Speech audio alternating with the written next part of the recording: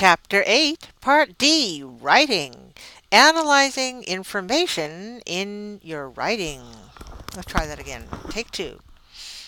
Chapter 8, Part D, Writing. Analyze information in your writing. Editing quantifiers. Study these as... Take 3. Chapter 8, Part D, Writing. Analyze information in your writing. Editing quantifiers. Study these errors. Pay attention to the errors that you make mistakes in, and try to avoid them. Number 1. Use of quantifiers. A great deal of students, let's say quite a few students, were penalized for buying essays online. Use a great deal of plus non-count noun, but quite a few plus count noun. Teenagers spend many time doing homework. Time is a non-count noun. Many can be used before plural count nouns, but before a non-count noun, use a lot of. Teenagers spend a lot of time doing homework. Number 2, agreement. Neither computer programs are available until December. Neither is singular, so let's use neither program. Neither computer program, and then if we use program, we need to use is so that the subject and verb agree. Neither program is available until December.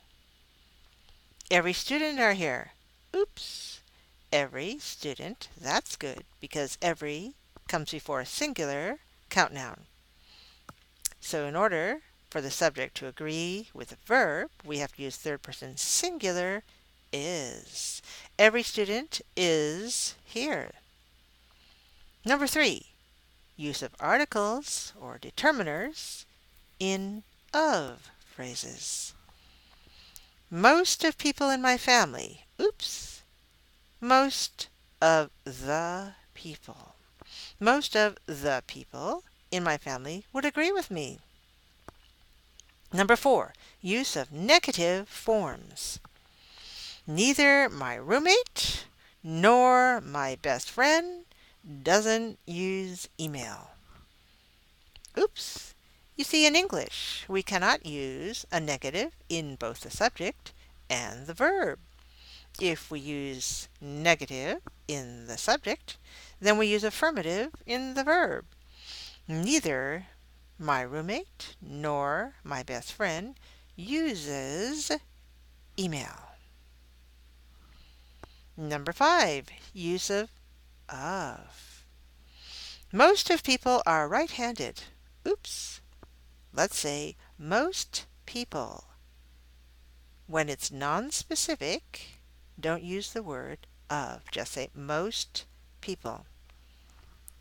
If you want to specify a certain group of people, then you can say most of the people in my class, most of the people in my country, most of the people in my family. But in general, non-specific, just say most people. So most people are right-handed. Exercise D1, editing. Correct the errors in the sentences. Number 1, most of adults use a computer at home, work, or school. Most of adults. Let's not use the word of here. Let's just say most adults. Most followed by the plural count noun. Number 2, each student's registered for courses online. Each must be followed by a singular non-count noun. So we have to say each student, or we can say each of plus a plural count noun, each of the students registered for courses online. All right, so as you can see, this sentence has 2 ways to correct the error.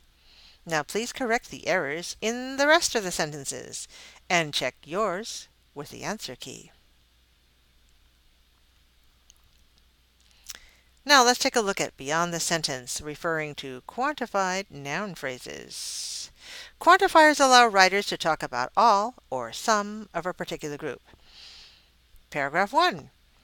Email was originally designed for corporate communication, but because of its efficiency, it found its way into the world in general. In a recent survey, many people report that their main use of email is to maintain a larger network of relationships. They arrange social events, share information, and even meet people electronically. A few of them even indicate that they use email for all their social communications. Notice that pronouns or phrases with pronouns can replace previously mentioned quantified nouns. So, many people is referred to later on as they, meaning a few of, and a few of them means a few of those many people.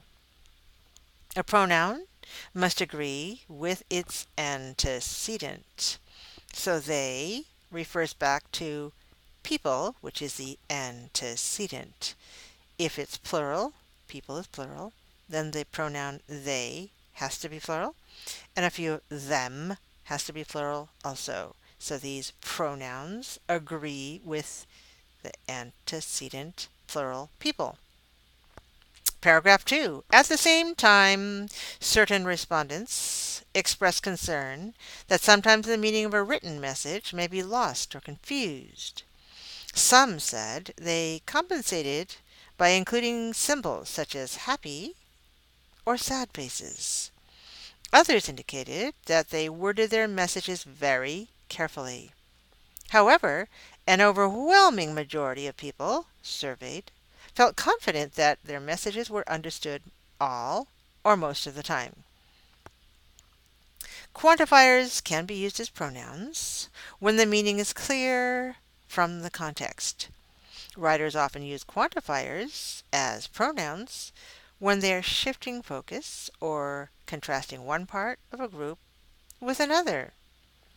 So you see the use of certain correspondence in the subject line of the first sentence.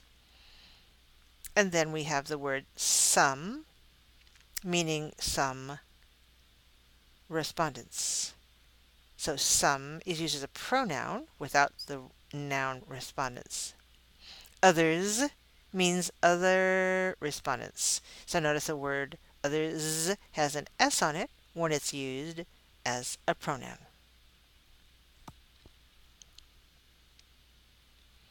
Exercise D2, using pronouns.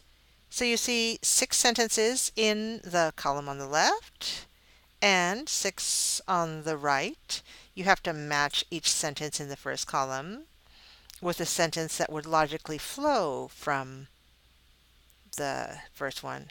All right, so we have, for example, I talked to some of my classmates about the assignment. Several of them want to work together on the project. So this matches up with C. Take a look at the rest of the sentences and match them up. Then check your answers with the answer key. After that, practice using pronouns and quantifiers to answer these questions in complete sentences. Of course, using quantifiers. For example, number 1, explain where you and your friends learn about new products and services. Most of us learn about new products and services from friends. Some of us research and shop online. Others prefer to browse in stores and talk to salespeople. That's an example. Exercise D3. Write.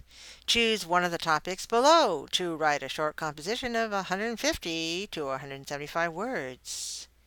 The first one is about messages you write by email, which you will categorize into different types of correspondence. The second idea is about preferences regarding personal communications, for example, telephone, email, or in person. And the third topic is about social interactions with your closest friends, colleagues, and family members, and degrees of formality. Here's the writing checklist where you should reflect on your ability to use quantifiers by answering the questions. Did you use quantifiers to describe count nouns and non-count nouns? Did you use pronouns or phrases with pronouns to replace some quantified nouns? Did you use quantifiers as pronouns? Did you use comparative quantifiers? Did you check agreement, determiners, and of phrases? And also, did you submit your work on time by the due date? I hope so. Don't forget to reply to two of your classmates about the content of their composition. If you'd like to go beyond the classroom, you consider writing an essay on any one of these topics. Time management, the types of technology that modern children use. Have fun writing and check your work using quantifiers.